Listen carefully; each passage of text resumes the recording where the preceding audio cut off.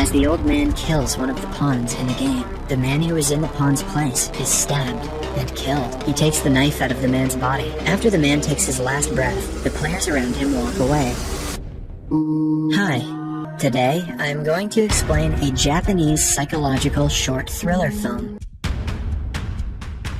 In the opening scene, the world chess champion Akira Kato is playing a match of chess against a computer called the Super Blue at the Special Chess Exhibition. While Akira's brain can only calculate 3 moves in a second, Super Blue can calculate up to 200 million moves in a second. The chances of Akira's winning seem low, but if he loses, he will be the first player in history to lose to a computer. As the intense game continues, he is visibly struggling. At last, he drops his king, accepting his defeat. The room goes silent, and no one can believe that the world's most talented chess player, who had never lost a single match, just lost to a computer. Akira sits with his head down, not being able to process what just happened. The host mocks him as the audience laughs, and reporters click pictures of the humiliated, former Grand World Champion. Akira bangs the chessboard in anger, breaking it in half. 3 years have passed since the incident. After the last match, Akira has stopped playing chess, and no one has seen him ever since. The following scene shows us many homeless people sitting on the side of the road on a cold morning. One of them is Akira, who has spent all his money on alcohol and gambling, and is now living on the streets.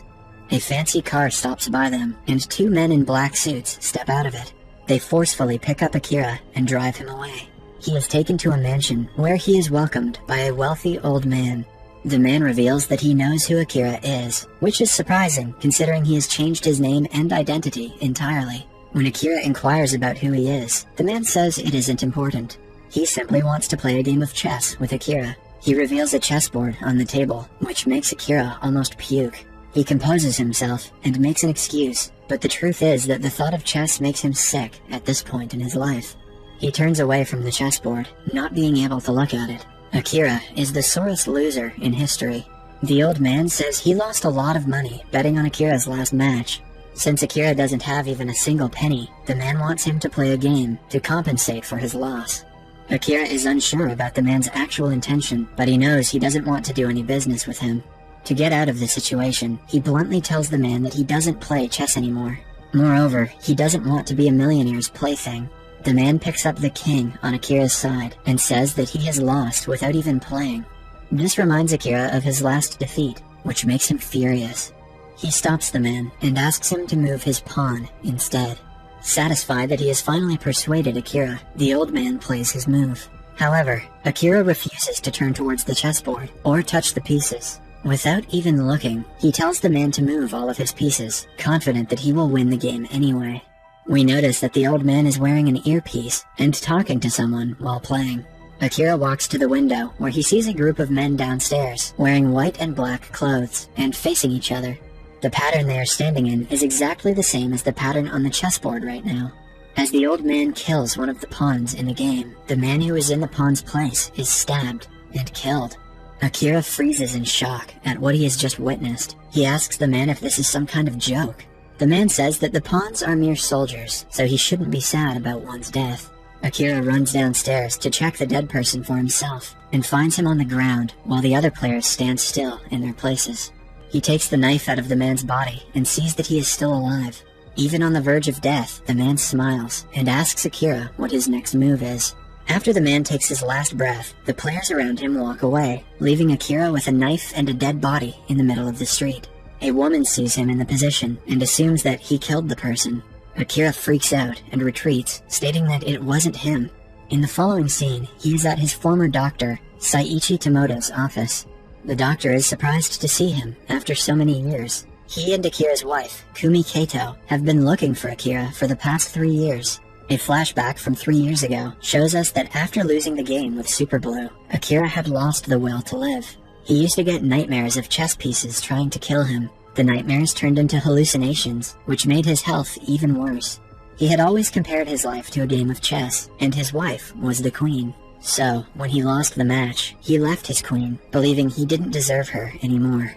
Akira tells the doctor about the incident earlier and says he might be in need of a psychiatrist. The doctor assumes he dreamt of the guy being killed, but Akira insists what he saw was in fact real. The doctor asks him to go home and rest because his mind is still fragile. Following that, a printer at the doctor's cabin prints out a paper on its own. The paper says, "What is your next move?" Akira realizes that the match of chess he started that morning is still going on. He shouts that he wants his pawn moved to the e3 position. Then, the doctor opens a book to see its pages have turned into a chessboard. The printer prints another paper that says in the next move, the old man's queen kills Akira's knight. The knight just so happens to be the doctor, Tomoda. He vomits blood and dies instantly. Akira is left shocked when he sees a picture of the doctor riding a horse on the wall, meaning the doctor was his knight. The cup he was drinking from earlier also has a chessboard pattern, so Akira assumes the coffee was drugged. A nurse watches them through the door, but doesn't do anything to save the doctor. She walks in only after he is dead, and asks Akira what his next move is. Akira runs outside, trembling in fear, when he comes across a little kid holding a drawing with the current format of the chessboard. It is clear that he is also involved in the game when he asks Akira the same question. Akira answers that he wants to move the king to the e2 position. The kid tells him that the king will end up dead, making Akira run in the other direction. He gets a vision of people who have died because of the game, and starts hallucinating chess pieces trying to kill him. As he runs away, he reaches a parking lot where the cars have been parked in the format of the chessboard. Unaware of this, he gets in the car that is supposed to be the bishop and tries to start it. However, similar to a bishop in chess, the car only moves diagonally. He leaves that car alone and gets on the one that denotes the rook. The car doesn't start because it is the opponent's turn to play. The rook from the other side crashes into his car, killing his rook. Akira is tripping balls. Following that, Akira goes to his old house, only to see that it is on sale. The rook, also known as the castle, was actually his house in real life. Now that Akira gets the hang of real-life chess, he realizes that the queen is his wife, Kumi, and her life is in danger as well. He goes back to the old man's home, claiming that he wants to quit playing the game, and asks for his wife. However, the old man asks Akira to accept his defeat and remove his king to the end of the game. This again reminds Akira of the time he was humiliated after losing a match with the Super Blue. He decides, screw his wife, his pride is more important. With determination, he continues playing the game and asks the old man to move his king forward. The game goes on for a long time, and most of their pieces are out. At last, Akira is only 2 steps away from winning the game, and the old man can do nothing to save his king. However, before he can play his turn, 2 men in suits forcefully take him away. In the following scene, the old man and Akira are in a stadium that has a life-size chessboard in the middle. The chess pieces are people who will die with a single wrong move. The old man says that their situation is similar to an Arabian king who used to play chess with his prisoners, killing them on the spot. He states that chess is a game without emotion because the players sometimes have to sacrifice their own pieces in order to win. For Akira to win the game, he will have to move a knight to checkmate. However, if he does that, the old man will kill his queen. Akira turns around to see that the queen is actually his wife, Kumi, who has been tied up and is held at knife point. With tears in her eyes, she shakes her head, asking Akira to save her. Now, Akira can either win the game or lose his wife forever. He tries to move from his box to stop the man, but a sniper rifle fires close to his legs as a warning that moving will get him killed. The old man asks him for the last time if he wants to sacrifice the queen or accept his defeat. He also adds that a real champion would think logically and do what is needed to win the game. But Akira tells him to save the queen without hesitation. His wife is more important to him than winning a match. Everyone is shocked at his decision. He moves in front of her and spreads his hands, accepting his defeat. The opposing knight walks towards him with a knife and stabs him. At last, Akira falls to the ground. However, after his death, the old man smiles and claps for him in appreciation. Just then, Kumi's hands are untied. She smiles while looking at her husband's body, clearly delighted with what just happened.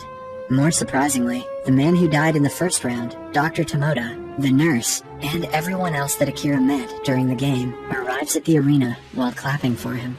Then, Akira gets up from the floor, confused as to why he isn't feeling any pain. It turns out that the knife he was stabbed with was fake. It is then revealed that the game was a trick to get Akira out of his depressive episode and make him play chess again. He has been in a worse mental condition since losing the last match with Super Blue, so, to help him get better, this crowd of people traumatized him for life. The doctor with Kumi and the old man orchestrated the entire game as a part of shock therapy. The old man is actually the inventor of Super Blue. He wasn't happy that his creation had made a great chess player like Akira stop playing, so to make up for his mistake, he organized and funded the game. This entire time, Akira was playing with Super Blue, who had been passing answers to the old man through his earpiece. The man reveals that the computer couldn't comprehend Akira's self-sacrificing move, because of which it has malfunctioned, meaning that he has finally won a game against the Super Blue. The movie ends as Akira and his wife hug, while everyone else claps for them. Subscribe for more videos like this, turn on notifications, and leave a like to help the channel out. Thank you for watching.